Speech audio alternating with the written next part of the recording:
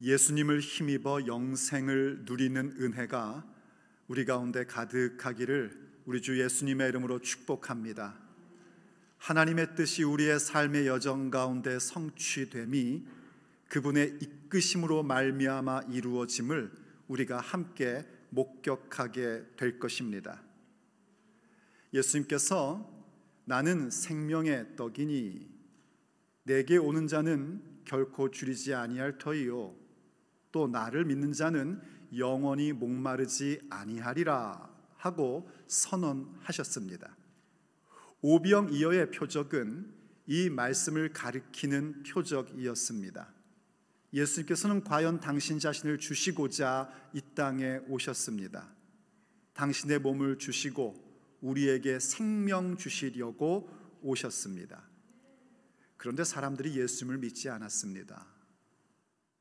예수님께서 행하신 표적을 체험했고 예수님께서 주시는 말씀을 들었음에도 불구하고 믿지 않는 그들을 보시면서 예수님께서는 아버지께서 내게 주는 자는 다 내게로 오리라 말씀하시며 아버지께서 당신 자신에게 맡긴 자들을 생각하셨습니다. 비록 주님의 말씀을 듣고 표적을 보았음에도 불구하고 믿지 않는 그들을 보시지만 여전히 예수님의 심정 속에는 아버지께서 내게 주신 자들은 다 내게로 올 것이라는 확신이 있으셨습니다. 그래서 그분은 당신이 이루고자 하는 사역의 목적에 집중하셨습니다. 그것은 곧 나를 보내시니 아버지의 뜻을 행하는 것이었습니다. 아버지의 뜻은 예수님을 보고 믿는 자마다 영생을 얻는 것이요 아버지의 뜻은 바로 마지막 때에 예수님께서 그 자들을, 예수님 믿는 자들을 다시 살리시는 그 일이었습니다. 예수님을 향하신 그 아버지의 뜻, 거기에 예수님은 온 집중을 다하셨고 그 일을 위하여 당신 자신을 주셨습니다. 십자가에서 그 살과 피를 다 내어주심으로 인하여 그를 믿는 자마다 영생을 얻게 하셨습니다. 그것이 바로 예수님께서 육신의 날을 사는 가운데 가졌던 목적이었고 그것이 아버지의 뜻을 이룸이었습니다. 그렇듯이 아버지의 뜻, 하나님의 뜻을 이루는 것은 우리 모든 사람의 인생의 목적이어야 합니다. 예수님께서 아버지의 뜻을 행하는 거에만 모든 육체의 날들의 관심을 가지고 계셨던 것처럼 우리 역시 우리를 향하신 아버지의 뜻을 이루는 데에 우리의 온 힘과 정성과 뜻을 다해야 합니다. 무엇을 선택하든지 어떤 상황 속에 있든지 우리를 향하신 아버지의 뜻을 헤아리고 그 뜻으로 나아가야 됩니다. 우리는요, 예수님을 향하신 아버지의 뜻을 보면서 우리를 향하신 아버지의 뜻도 헤아릴 수 있었습니다. 예수님을 향한 아버지의 뜻이 아들을 보고 믿는 자마다 영생을 주시고 마지막 날에 다시 살리시는 것, 그게 바로 예수님을 향한 아버지의 뜻이었던 것처럼 우리를 향하신 아버지의 뜻은 우리가 그렇게 예수님 믿고 영생을 얻는 것입니다. 영생이란 유일하신 참 하나님을 아는 것과 그가 보내신 이 예수 그리스도를 아는 것입니다. 곧 아버지의 뜻은 우리의 삶의 모든 선택 속에서 어떤 상황 속에서든지 하나님을 경험하며 알아감, 영생을 누리는 것입니다. 그리고 아버지의 뜻은 그런 삶 가운데에 마지막 날, 우리 예수님 다시 오시는 그날 우리가 전부 생명의 부활로 일으킴 받을 것을 바라보는 겁니다.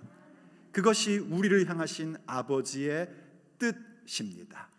우린 그 뜻을 이루는 것이 우리의 삶의 모든 것일 수 있어야 합니다. 그러면 오늘 우리가 던질 질문은 이겁니다. 과연 아버지의 뜻을 이루는 것이 우리에게 어떻게 가능하느냐 한 겁니다. 단순하게 얘기하면 그 아버지의 뜻을 이루는 것은 오직 예수님을 믿는 자들에게만 이루어지는 일입니다. 왜냐하면 예수님만이 아버지의 뜻을 이룰 수 있는 유일하신 생명의 떡, 생명의 양식, 생명의 밥이시기 때문입니다. 한글 성경이 생명의 떡이라고 해서 절기 때만 먹는 떡을 얘기하는 게 아니라 좀 더 확실하게 얘기하면 생명의 밥이라는 겁니다. 생명의 양식, 하루도 먹지 않으면 힘 쫙 빠지는 양식, 예수님만이 생명의 양식입니다. 자, 그렇다면 예수님을 생명의 양식으로 삼고 생명의 양식인 예수님과 함께 아버지의 뜻을 이루기 위하여 우린 과연 구체적으로 어떤 자세, 어떤 모습을 가져야 될까요? 오늘 우리가 함께 듣고자 하는 주님의 메시지입니다. 첫째, 아버지의 뜻이 내 삶에 이루어지기를 원하는 사람들은 걸림을 극복하셔야 됩니다. 우리의 삶의 자리 가운데 일어나고 있는 걸림돌들을 극복해 나가는 것이 생명의 양식인 예수님과 함께 아버지의 뜻을 성취하는 삶을 이루어 가는 겁니다. 모든 그리스도인들은요, 그의 마음속에 이런 소원이 있어야 됩니다. 나의 인생의 여정이 그 누군가에게는 이정표가 되고 디딤돌이 되기를 원한다 하는 마음을 가져야 됩니다. 사랑하는 여러분, 여러분의 삶의 한 걸음 한 걸음이 그 누군가에게 예수님께로 오는 이정표, 아버지께로 나아가는 디딤돌 되시기를 우리 주 예수님의 이름으로 축복합니다. 믿음의 사람은 어느 누구도 그 누군가에게 걸림돌 되기를 원치 않습니다. 자, 그런데 오늘 우리가 얘기하는 걸림에 대한 부분은 그런 얘기들이 아닙니다. 오늘 우리가 보고자 하는 걸림에 대한 것은 뭐냐면, 우리가 예수님을 믿고 나아가는 데에 걸림되는 것, 사실은 외부에 있는 걸림이 아니라 내 안에 있는 걸림을 얘기하려고 하는 겁니다. 그 걸림은 주로 어떻게 오냐면 나의 제한된 지식과 경험, 그로 인한 선입견, 편견, 이것으로 인하여 걸림이 내 마음 가운데 생깁니다. 그리고 그 걸림은 예수님을 믿는 믿음으로 오는 것, 생명의 양식을 먹으러 오는 걸음에 걸림거리가 돼버립니다. 자, 무슨 얘기인지 본문으로 들어가 봅니다. 본문 41절입니다. 자기가 하늘에서 내려온 떡이라 하심으로 유대인들이 예수님에 대하여 수군거리어. 예수님께서 진리를 말씀하셨습니다. 예수님은 하늘로부터 내려오신 살아있는 떡, 생명의 양식이십니다. 이 진리를 얘기하자 사람들이 수군거렸답니다. 예수님에 대하여 수군거렸다라고 얘기하는데, 이 수군거리다라는 단어는 원래 고대 히라보에서 어떤 때 쓰는 거냐면 비둘기가 구구구구 거리는 소리, 혹은 벌들이 붕붕붕붕 거리는 소리를 표현할 때 쓰는 말입니다. 말하자면 우리가 새들이 지저긴다 라고 표현하죠. 새들이 막 구구구구 울고 짹짹짹 울어도 지저긴다 라고 얘기하는 그런 표현입니다. 그런데 이 표현을 성경에서는 어느 때 썼냐면, 하나님의 백성이라는 이스라엘 백성들이 하나님께서 행하신 일들에 대하여 불평하고 불신할 때에, 원망할 때에, 그럴 때 그들이 수군거렸다, 원망하였다, 이렇게 표현하는 동일한 단어입니다. 이 사람들이 지금 예수님에 대해서 그렇게 원망과 불평과 수군거림을 갖고 있었다는 겁니다. 왜 그랬는가? 그들은 예수님을 자기들이 잘 알고 있다고 생각했기 때문입니다. 어떻게 알고 있었냐면 42절에서 이렇게 얘기합니다. 이르되 이는 요셉의 아들 예수가 아니냐? 그 부모를 우리가 아는데 자기가 지금 어찌하여 하늘에서 내려왔다 하느냐? 아마 이 사람들은요, 오병이의 표적으로 음식을 먹었던 사람들은 대부분 갈릴리 사람들일 겁니다. 그래서 그들이 예수님 출신 성분을 안다는 겁니다. 네가 누군지 우리가 아는데, 요셉 목수의 아들 예수인데, 우리가 네 부모를 아는데 네가 어떻게 하늘에서 내려왔다고 하느냐 하고, 자기들이 가지고 있는 예수님에 대한 지식, 그 제한된 지식, 자기들이 경험했던 예수님에 대한 제한된 경험을 가지고 예수님의 본질, 예수님이 진정으로 누구신지에 대해서는 전혀 받아들이질 않는 겁니다. 그들이 원하는 건 뭐밖에 없냐면, 그 목수의 아들 예수가 뭔가 좀 특별한 존재가 됐네, 오병이어를 일으켰네, 그러니 또다시 빵을 달라는 겁니다. 자기들 원하는 거 내놓으라는 겁니다. 그런데 예수님께서 그 원하는 요구사항을 들어주시지 않고 오히려 영적인 말씀만 하고 계십니다. 하나님의 말씀을 가르칩니다. 그게 이들의 마음 가운데 불편한 거예요. 그래서 예수님께 요청하는 겁니다. 우리가 원하는 건 내놓으라는 겁니다. 그리고 그것을 주시지 않으니까 수근거리기 시작합니다. 불평합니다. 분명 예수님의 진리의 말씀을 직접 들었음에도 불구하고 그 진리의 말씀 자체가 그들에게 걸림돌 되고 있었던 겁니다. 어떻게 그런 일이 가능하냐고요? 성경이 이렇게 얘기합니다. 로마서 9장 33절을 보십시오. 기록된 바 내가 걸림돌과 거치는 바위를 시온에 두나니 그를 믿는 자는 부끄러움을 당하지 아니하리라 함과 같으니라. 걸림돌, 거치는 바위, 이게 누구인가? 뒤에 보니까 그를 믿는 자마다 부끄러움을 당치 않는다 했으니 이건 바로 예수님을 의미하는 겁니다. 예수님을 지금 무엇에 비유하고 있냐면 걸림돌, 거치는 바위에 비유하고 있는 겁니다. 사람들이 예수님을 보았을 때에, 예수님의 말씀을 들을 때에 그것을 받아들이고 인정하는 것이 아니라 걸림돌이 되고 거치는 바위가 됐다는 겁니다. 왜냐하면 자기들이 더 하나님보다 똑똑하다고 생각하는 겁니다. 하나님 아버지의 방법은 예수님을 육신 가운데 보내시고 그를 믿는 자마다 영생 주시는 것이 아버지의 방법이요 아버지의 뜻인데, 이들은 무엇을 생각하냐면 하나님이 보낸 메시아라면 내 배 채워줘야 된다는 겁니다. 나에게 만족감을 줘야 된다는 겁니다. 내가 원하는 것 해야 된다는 겁니다. 자기들이 하나님보다 더 잘났다는 겁니다. 그들에게 있는 것은 저주와 죽음밖에 없습니다. 그러나 그를 믿는 자들에게는 부끄러움을 당치 않게 하십니다. 같은 부분을 베드로 전서는 이렇게 얘기합니다. 베드로 전서 2장 8절 또한 부딪히는 돌과 걸려 넘어지게 하는 바위가 되었다 하였느니라. 누가요? 예수님을요.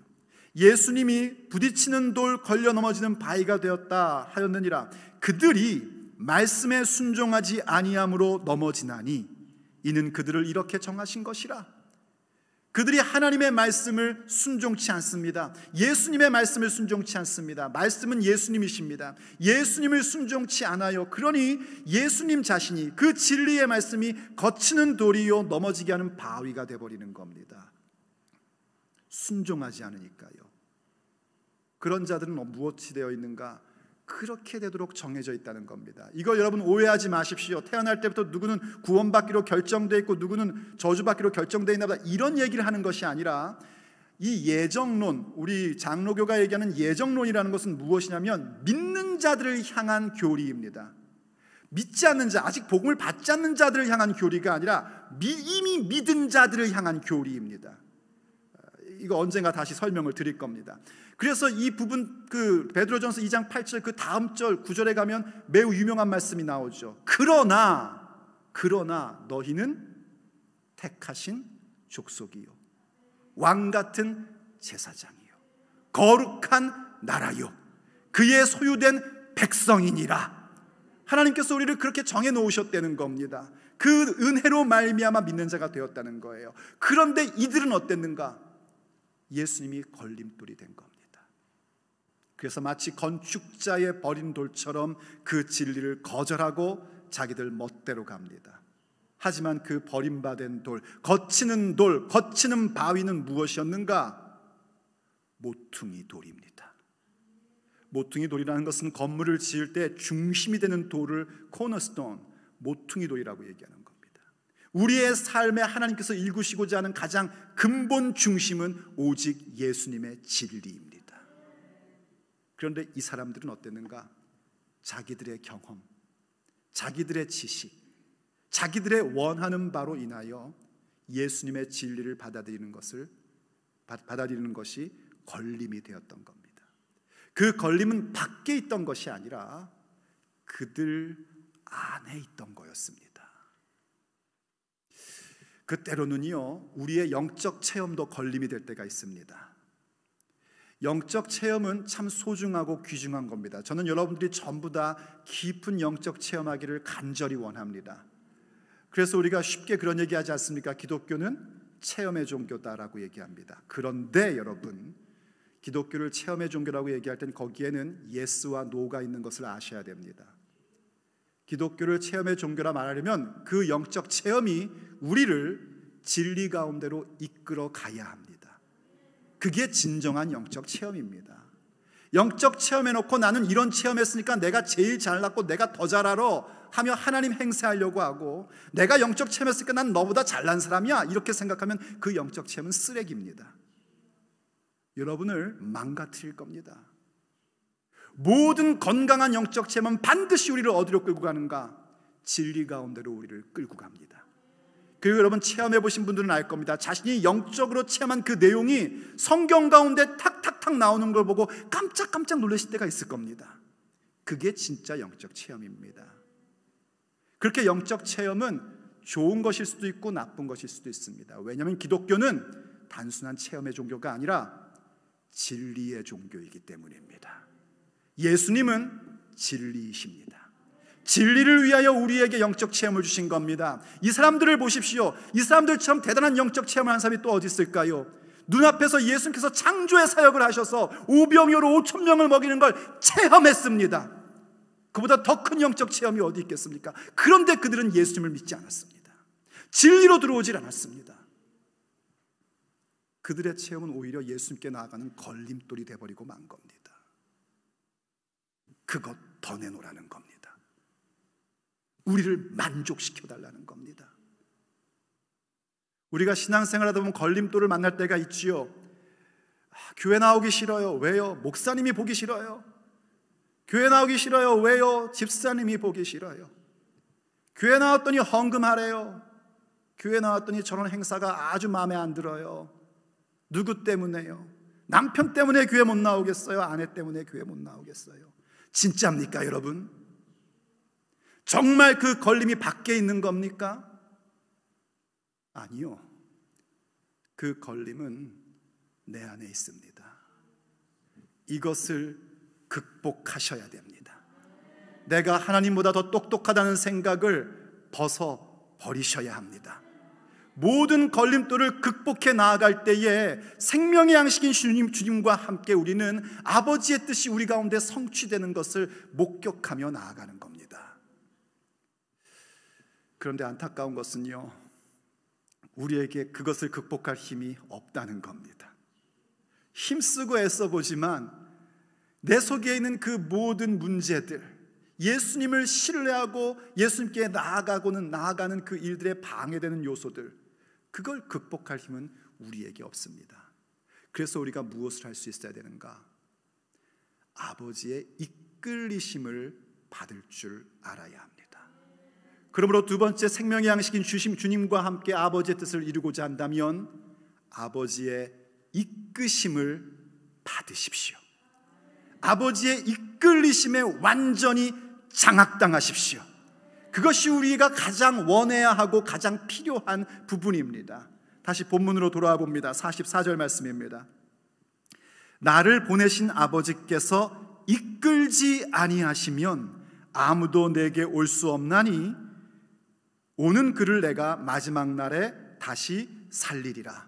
자, 뒤에 있는 문장 보시면 이게 무슨 말씀이신지 알 겁니다. 우리를 구원하시고 영생을 누리게 하시며 주님 다시 오신 날 생명의 부활을 주실 바로 그 부분에 대한 얘기입니다. 근데 그 말씀을 하시는데 아버지께서 이끌지 아니하면 아무도 내게로 올 수 없답니다. 주님께서 그 앞에서는 뭐라고 말씀하셨냐면 아버지께서 내게 주신 자들은 다 내게 오리라 하고 말씀하셨는데 그 내게 주신 자들, 곧 믿음의 사람들도 무엇이 필요한가? 아버지께서 이끌어 주심이 필요하단 말입니다. 여기 이끌다라는 단어는 매우 강력한 단어입니다. 그냥 이렇게 살짝 이끌어주는 것이 아니라 완전히 붙잡아서 당겨주는 걸 얘기하는 겁니다. 장악해주는 겁니다. 나를 묶어서 끌고 가주는 걸 얘기하는 겁니다. 마치 자동차 고장난 자동차 견인해 가는 것 같은 모습입니다. 아버지께서 우리를 그렇게 완전히 묶어버리고 붙잡아서 끌고 가주셔야 됩니다. 그걸 당하는 것이 축복입니다. 이렇게 얘기하면 이제 여러분들은 그런 생각을 할 겁니다. 그러면은 전부 다 하나님께서 하실 것이니까 그럼 우린 뭐 해야 되나? 아무것도 할 게 없네. 이런 생각을 아마 하시기 쉬울 겁니다. 그거 아시고 예수님께서 계속해서 이 부분에 대해 설명해 주십니다. 45절을 보십시오. 선지자의 글에 그들이 다 하나님의 가르치심을 받으리라 기록되었으되, 예수님께서 아버지의 이끄심에 대하여 설명하시고자 이사야서에 있는 말씀을 인용하신 겁니다. 아버지가 이끄신다는 게 뭔가? 그것은 아버지께 가르침을 받는다는 겁니다. 하나님께서 우리를 이끄신다는 건 하나님께 가르침을 받는 것이다 하는 이사야서 말씀을 인용하시면서 이거에 대하여 계속적으로 이렇게 설명하십니다. 아버지께 듣고 배운 사람마다 내게로 오느니라. 예수님께 오는 부분에 대하여 여러분들은 놓치지 말고 보셔야 됩니다. 아버지께서 내게 주신 자는 다 내게로 오느니라 말씀하셨고요, 아버지께서 이끄는 자는 내게 오리라 하셨는데, 이번에는 아버지께 듣고 배운 사람마다 내게로 오느니라. 정리하면 아버지께서 우리를 이끄신다는 것은 아버지께서 우리를 가르쳐 주신다는 것이고, 그것은 우리의 입장에서 뭔가 아버지께 듣고 배우는 자가 되는 것입니다. 그 얘기는 하나님께 우리가 어떤 교실에서 직접 하나님께서 강사가 되셔서 해주신다 이런 얘기가 아니에요. 그래서 예수님께서 계속 46절에서 이렇게 말씀하시는 겁니다. 이는 아버지를 본 자가 있다는 것이 아니니라 오직 하나님에게서 온 자만 아버지를 보았느니라. 하나님에게서 온 자는 예수님뿐입니다. 우린 전부 다 땅에서 태어난 자들입니다. 예수님만이 하늘로부터 오신 분이십니다. 예수님만 아버지를 보신 겁니다. 그렇다면 지금 아버지께 듣고 배운다는 건 뭘 얘기하는 것인가? 예수님께 듣고 배우는 것이 곧 아버지께 듣고 배우는 것입니다. 지금 현대사회 속에서는 뭐냐면 하나님께서 세우신 주의 종들을 통하여 듣고 배우는 것, 성령님으로 말미암아 듣고 배우는 것이 아버지께 듣고 배우는 것입니다. 그것이 아버지께서 우리를 이끄시는 강력한 이끔입니다. 여러분, 이 신비를 알기를 원합니다. 여기에 놀라운 신비가 있어요. 이게 이런 겁니다. 우리가 예수님을 믿고 아버지께 말씀을 배우려고 하면 우리가 노력해야지 됩니다. 오늘 여러분들도 그렇게 결단하고 오신 거 아니겠습니까? 참 코비드-19 때문에 무섭고 사람 모이는데 가는 것도 참 두려운데 그럼에도 불구하고 주의 말씀 들어보겠다고, 말씀 듣겠다고 결단하고 오신 거 아닙니까? 그러니 하나님께서 복을 주시죠. 우리가 결단하고 우리가 노력하고 우리가 애써야 됩니다. 말씀을 들을 때에도 그냥 듣고 있으면 안 됩니다. 청취는 왜 하고 있는가? 배우고자 청취하셔야 됩니다. 바클레라는 사람이요, 청취라는 것을 몇 가지로 구별하는데 그 청취는 이런 게 있다고 그러더라고요. 비판적 청취, 분노의 청취, 무관심의 청취, 우월감을 가진 청취, 이런 게 있대요. 비판하려고 청취하면 안 됩니다.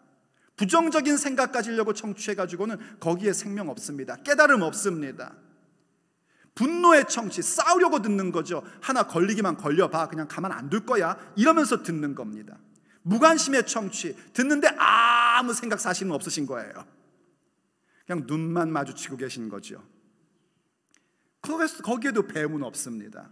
또 우월감을 가진 청취, 말해봐, 내가 한번 평가해 볼게. 오늘은 C, 오늘은 B, 오늘은 괜찮았어, A. 이런 청취도 배움은 없습니다. 우리가 듣는 것은 배우고자 함입니다. 그렇게 최선을 다하여 우린 듣고 말씀을 사모하고 그 말씀을 따라가려고 합니다. 그런데 여러분, 이런 걸 체험하길 바랍니다. 내가 그토록 열심히 말씀을 붙잡고 따라가려고 했는데 어느 순간 말씀이 나를 붙잡고 이끌어 주십니다. 이거 체험하셔야지 됩니다. 그래서 나중에 돌이켜보면 어떻게 되냐면, 그때 그 순간엔 내가 그렇게 힘들었고, 내가 그렇게 노력했고, 내가 그렇게 기도 열심히 했고, 내가 그렇게 열심히 따라다니며 말씀을 배웠는데 나중에 봤더니 아버지께서 나를 붙잡아 끌어오신 거였단 말이죠. 어느 순간 이게 확 바뀝니다. 내가 말씀을 막 붙잡으려고 했다가 말씀이 나를 붙잡고 콱콱콱 이끌어가는 것을 체험하셔야 됩니다. 그 체험이 우리를 살립니다. 그게 바로 아버지의 이끄심입니다. 그렇기 때문에 여러분들이 말씀을 듣고 배우는 그 길, 여기 배운다는 건 깨닫는 것이기도 합니다. 말씀을 듣고 배우는 일에 걸림되는 것들을 극복해 나가셔야 됩니다. 이래서 말씀 듣기 싫고 저래서 말씀 못 듣겠고 그러면 여러분의 영혼이 병듭니다. 말씀 제대로 듣지 못하면 영혼이 병듭니다. 교회 생활하면서요, 뭔가 기분 나쁘다고 예배 안 나오고 말씀 안 듣고 말씀이 안 들리면 거긴 아버지의 이끄심이 내 삶이 없습니다. 아버지께서 이끌어 주시지 않으면 예수님께 올 수 있는 사람이 없고 믿을 수 있는 사람이 없습니다. 예수님 믿지 않으면 거기엔 생명 없습니다. 그래서 말씀을 들어야 됩니다. 선포되는 말씀을 듣고 그 말씀이 나를 완전히 장악하기를 소원하고, 기도의 제목이 무엇이 되는가? 아버지, 오늘도 내게 말씀하여 주셔서 세우신 종을 통하여 말씀하실 때 그 말씀이 나를 완전히 장악하게 하여 주시옵소서. 그 말씀이 나를 이끌어 주옵소서. 그 말씀에 이끌림 받는 인생이기를 원하나이다. 그게 우리의 기도 제목이어야 됩니다. 그게 아버지께서 우리를 이끄시는 것입니다. 그 이끄심 가운데 나아가는 겁니다. 그럴 때 우리의 삶에 무엇이 일어나냐면 아버지의 평화가 우리의 삶에 오기 시작을 합니다. 예수님이 인용했던 이사야 54장 13절 말씀을 보면 이렇게 기록하고 있습니다. 한번 보십시오, 여러분. 내 모든 자녀는 여호와의 교훈을 받을 것이니, 예수님이 인용하신 파트입니다. 그래서 어떻게 되는가? 내 자녀에게는 큰 평안이 있을 것이며, 할렐루야. 아버지께 가르침을 받는 자, 아버지의 말씀을 듣고 배우는 자, 아버지께 이끌림을 받는 자, 말씀에 완전히 장악당하여 그 말씀에 이끌림 받는 자들에게는 아버지께서 큰 평안을 주십니다. 이때의 평안은요, 그저 마음의 평안의 차원이 아닙니다. 어떤 영어 번역은요, 뭐라고 번역했냐면 well-beings, 여러분 well-being 그러시죠? well-beings라고 이 단어를 번역했고요. 또 어떤 번역은요, prosperity, 번영함, 윤택함, 이러한 걸로 번역을 했습니다. 아버지께서 우리에게 주시는 평안은 우리가 육체의 날들을 살아가면서 하나님 아버지의 뜻을 따라가는 데 필요한 모든 것을 윤택하게 하시고, 진정한 well-being이 무엇인지를 알고 살아가게끔 만들어 주십니다. 누구에게요? 말씀을 듣고 배우는 자들에게, 그렇게 아버지께 이끌림을 당하는 자들에게 그 평안을 주십니다. 그것이 우리의 힘이고 우리의 능력이 되는 것입니다.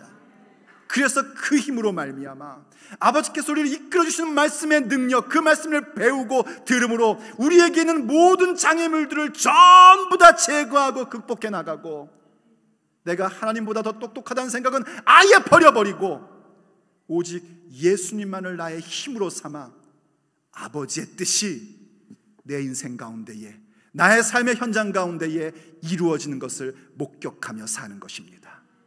그러므로 세 번째, 생명의 양식인 예수님과 함께 아버지의 뜻을 이루고자 한다면 예수님만을 힘입어 사십시오. 예수님을 힘입어 살아야 합니다. 오늘 본문 47절로 다시 돌아가 봅니다. 진실로 진실로 너희에게 이르노니 믿는 자는 영생을 가졌나니 내가 곧 생명의 떡이니라. 예수님께서 다시 한번 진리를 설명해 주십니다. 못 알아들으니까요, 계속해서 똑같은 말씀을 반복하고 반복하시는 것인데요, 이건 그만큼 중요한 말씀이기 때문입니다. 요한복음 6장은요, 우리가 어떻게 구원을 받고 어떻게 생명을 얻는지, 그리고 그 가운데 오는 그 걸림이 무엇인지, 그리고 그것을 어떻게 극복해야 되는지를 너무 잘 설명해 주고 있는 것이 요한복음 6장입니다. 그래서 주님이 다시 한번 설명을 해주셨어요. 그리고 49절, 너희 조상들은 광야에서 만나를 먹었어도 죽었거니와 이는, 지금 예수님이 주시는 생명의 떡은 하늘에서 내려오는 떡이니 사람으로 하여금 먹고 죽지 아니하게 하는 것이니라. 51절, 나는 하늘에서 내려온 살아있는 떡이니 사람이 이 떡을 먹으면 영생하리라. 내가 줄 떡은 곧 세상의 생명을 위한 내 살이니라. 예수님의 살이라고 그렇게 말씀을 하십니다. 하늘로부터 내려오신 생명의 양식이 예수님 자신이고, 그 줄 떡, 그 줄 양식이 뭔가 예수님의 살이랍니다. 예수님께서 이들을 좀 더 어려운 대로, 좀 더 깊은 대로 끌고 가십니다. 우리도 좀 더 깊은 데로 지금 끌고 가고 계시는 겁니다. 예수님의 살이라는 건 무엇을 얘기하는 거냐면요, 간단히 설명드리면 요한복음 1장에서 말씀이 육신이 되어 우리 가운데 나타나시며 할 때 그 육신이라는 단어와 여기 살이라는 단어는 문자적으로 동일한 단어입니다. 바로 예수님의 말씀을 결론적으로 얘기하는 겁니다. 예수님께서 살과 피를 우리에게 내어주시면 그분의 말씀을 우리에게 주시고, 그분의 보혈로 우리의 죄를 씻어주심으로 하나님께 나아갈 수 있는 길을 열어주시고, 하나님을 아바 아버지라 부를 수 있는 성령님의 임재하심을 우리에게 허락해 주신 것입니다. 자, 그런데 오늘 우리가 강조하는 것은 예수님의 살이 무엇이냐, 이건 이제 다음 단락을 볼 때 좀 더 깊이 볼 것인데요, 오늘 우리가 초점을 맞추고 싶은 건 뭐냐면 먹는다라는 얘기입니다. 먹는다.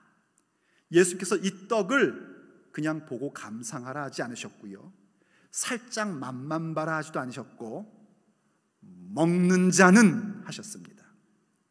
지금 예수님께 온다, 내게 오는 자가 있고요, 예수님을 믿는 자 있고요, 이제 더 나아가 예수님을 먹는 자 얘기하는 겁니다. 식인종 얘기하는 거 아닙니다. 예수님께 온다는 것이 뭔가? 그것은 예수님 주변에 있는 것을 의미하지 않습니다. 지금 본문에 나온 믿지 않는 자들도, 예수님을 향하여 수근거리고 불평하고 원망하는 이 사람들도 예수님 주변에 있었습니다. 예수님께서 행하신 표적을 맛보았습니다. 우리가 교회에 오랫동안 다니고 교회 행사하는 거 다 참석하고 교회에서 봉사하고 그런 거를 말하는 게 아닙니다. 이스라엘 사람들은 예수님 말씀하신 것처럼 광야에서 40년 동안 만나를 먹었지만 죽었습니다. 예수님께 온다는 것은 예수님 주변에 있는 것이 아니라 예수님을 믿는 겁니다. 믿는 겁니다. 내 계산, 내 생각, 내 기대, 내 원함, 이 부분이 아니라 아버지께서 뜻하신 바, 아버지의 방법으로 하시는 것을 믿음이 예수님을 믿음입니다. 그리고 예수님을 믿는다는 것은 뭔가? 예수님을 먹는 것입니다. 그분의 살을 먹는 겁니다. 곧 그분의 말씀을 먹는 것입니다. 하나님의 말씀을 삼키셔야 됩니다. 하나님의 말씀 선포되는 메시지는 여러분이 듣고 감상하라고 선포되는 것이 아니라 여러분이 먹으라고 선포되고 있는 겁니다. 그분의 말씀을 삼키셔야 됩니다. 그 말씀은 입에는 달고 배에서는 씁니다. 말씀을 듣고 깨달으면은요, 배우면은요, 그렇게 달콤합니다. 야, 말씀이 정말 좋구나. 입에선 답니다. 그런데 그걸 삼키면 배에서 씁니다. 왜냐하면 그것을 소화하기에는 만만한 것이 아니기 때문입니다. 하지만 여러분, 삼키셔야 됩니다. 음식을 먹음으로 말미암아 내 몸을 이루고 음식을 먹음으로 말미암아 내가 그것을 통해서 에너지를 얻는 것처럼요, 말씀을 삼킴으로 인하여, 그것이 비록 내 배에서 쓰지만 말씀을 삼킴으로 인하여 나의 인생을 일궈 가야 되고, 그 말씀을 삼킴으로 인하여 내 모든 인생의 힘으로 삼을 수 있어야 됩니다. 예수님의 말씀만이 나의 힘이 되고 예수님의 말씀만이 내 삶을 일구는 것 되어야 합니다. 그게 말씀을 먹는 것, 예수님을 먹는 것, 그분의 살을 먹는 것입니다. 그러면 비록 배에서 쓰지만